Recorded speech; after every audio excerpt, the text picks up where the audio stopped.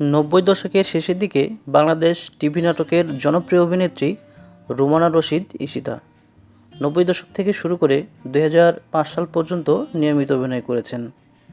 সেই সময় তিনি জনপ্রিয় অভিনেতা জাহিদ হাসান, মাহফুজ, টনি রাইস, মীর সাব্বির, শাহেদ সহ আরও অনেকের সাথে কাজ করেছেন। ঈশিতা ২২শে আগস্ট ১৯৮০ সালে ঢাকায় জন্মগ্রহণ করেন। তার বাবার নাম রশিদ আহমেদ খান এবং মায়ের নাম জাহানারা রশিদ। তিনি হলিক্রস উচ্চ বিদ্যালয় থেকে SSC, Viqarunnisa Noon school and college থেকে এইচএসসি পাশ করেন।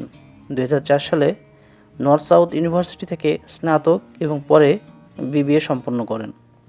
ঈশিতা ২০০৩ সালে আরিফুদ্দৌলাকে বিয়ে করেন। এই দম্পতির একটি ছেলে রয়েছে যার নাম জাভিরুদ্দৌলা। তার একমাত্র ভাই রাজীব রশিদ একজন কম্পিউটার ইঞ্জিনিয়ার। তিনি পরিবার সহ আমেরিকায় বসবাস করেন। ঈশিতা একাধারে অভিনেত্রী, পরিচালিকা এবং লেখিকা। তিনি ১৯৮৮ সালে জাতীয় মেধাবী প্রতিযোগিতা নতুন কুড়িতে শিশু শিল্পী হিসেবে পুরস্কার অর্জন করেন। ইমদাদুল হক মিলনের রচনায় এবং ফখরুল আবেদিনের পরিচালনায় দুজনে নাটক দিয়ে টিভি নাটকের যাত্রা হয় তার। এরপর থেকে আপন ঘর, অপরূপা, চক্রবলয়, আজ কিছু হতে চলেছে, তিথি, কাগজের গল্পের মতো জনপ্রিয় নাটকে অভিনয় করেছেন।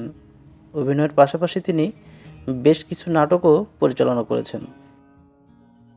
তার মধ্যে উল্লেখযোগ্য কিছু নাটক হলো নির্জন আড়ালে, স্বপ্ন স্বপ্নীল, গোধূলিবেলায় ইত্যাদি। এছাড়াও তার 7টি গানের অ্যালবাম এবং 2টি বইও প্রকাশিত হয়েছে। টিভি নাটকের পাশাপাশি তিনি চলচ্চিত্রেও অভিনয় করেছেন।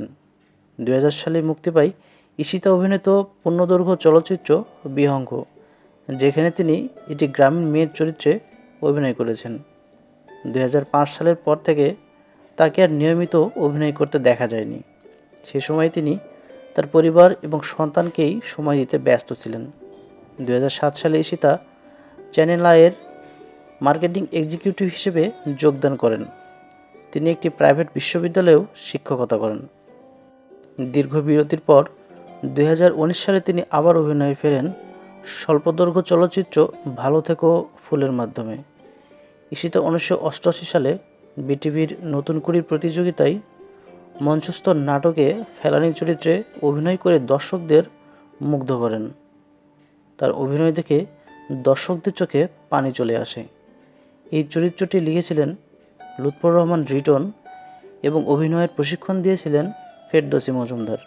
এই চরিত্রের জন্য ঈশিতা তৎকালীন রাষ্ট্রপতির মনও জয় করেছিলেন আর অর্জন করেছিলেন রাষ্ট্রপতি পদক। এছাড়াও তিনি 2বার সেরা টিভি অভিনেত্রীর জন্য মনোনয়ন পেয়েছিলেন এবং পাতাঝরার দিন নাটকে অভিনয়ের জন্য critics choice award of best TV actress পুরস্কার অর্জন করেন।